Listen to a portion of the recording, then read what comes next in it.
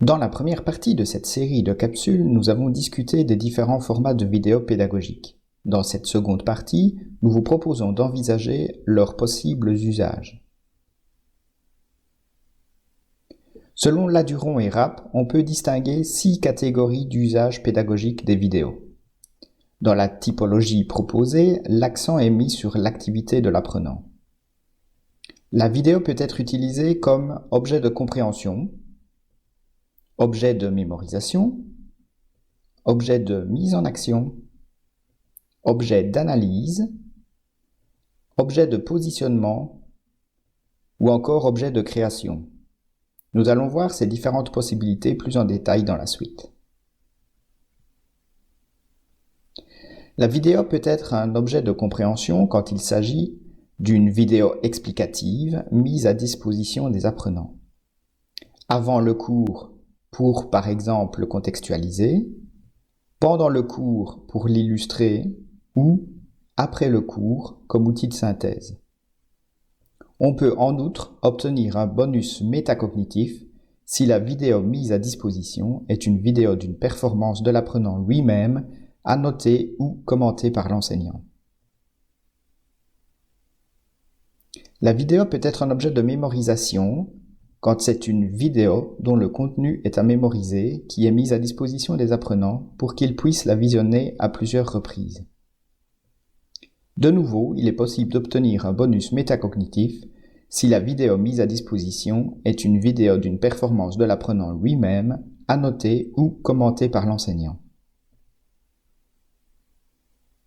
Les plus-values de la vidéo comme objet de compréhension ou de mémorisation sont qu'une vidéo est parfois plus claire qu'un support statique et qu'elle permet de visionner des contenus impossibles à visionner autrement.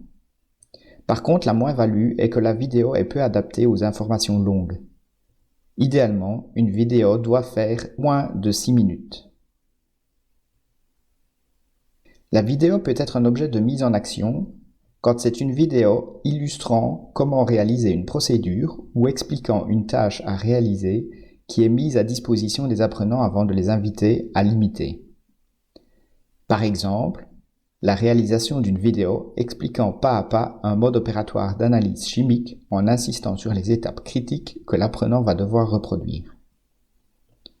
On peut obtenir un bonus métacognitif si la vidéo comprend la performance de l'apprenant et qu'elle sert à réguler l'action suivante.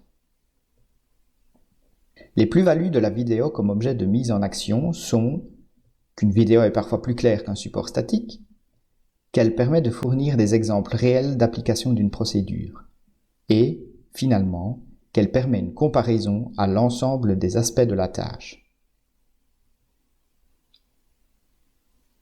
La vidéo peut être un objet d'analyse, quand une vidéo ou un ensemble de vidéos sont fournis à l'apprenant qui est invité à en analyser le contenu en s'appuyant sur des critères prédéfinis.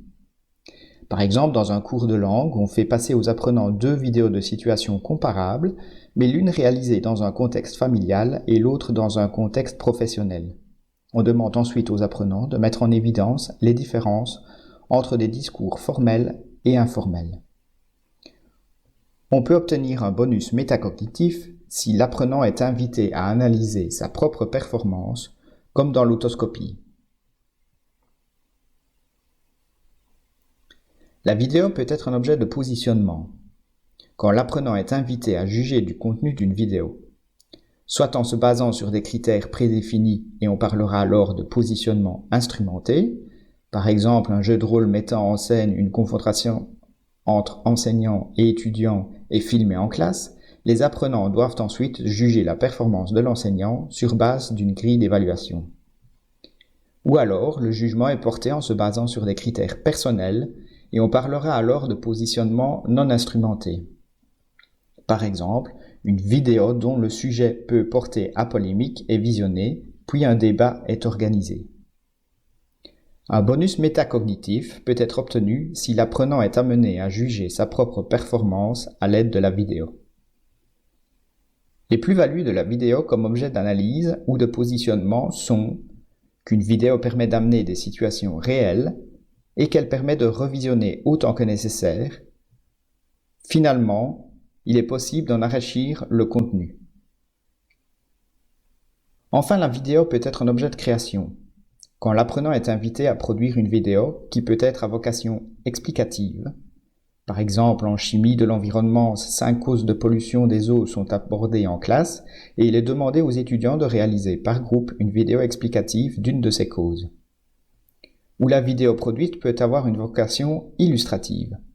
Par exemple, en gestion hôtelière, les techniques d'accueil des clients sont vues en cours, puis les étudiants sont invités à se rendre dans des établissements de Liège pour filmer des situations illustrant ces différentes techniques. Cette fois, le bonus métacognitif peut être obtenu si l'apprenant réalise une vidéo traitant de sa propre action ou de ses propres connaissances. Les plus-values de la vidéo comme objet de création sont que son utilisation permet d'amener à un niveau de maîtrise plus élevé, que la réalisation permet à l'étudiant d'exercer sa créativité et que cette activité favorise le travail d'équipe. Quelques remarques importantes. La typologie décrite n'est pas hiérarchique. Une utilisation de la vidéo comme objet de mémorisation n'a pas intrinsèquement plus ou moins de valeur que l'utilisation d'une vidéo comme objet de création. Dans une même séquence, plusieurs usages peuvent être mobilisés, successivement ou simultanément.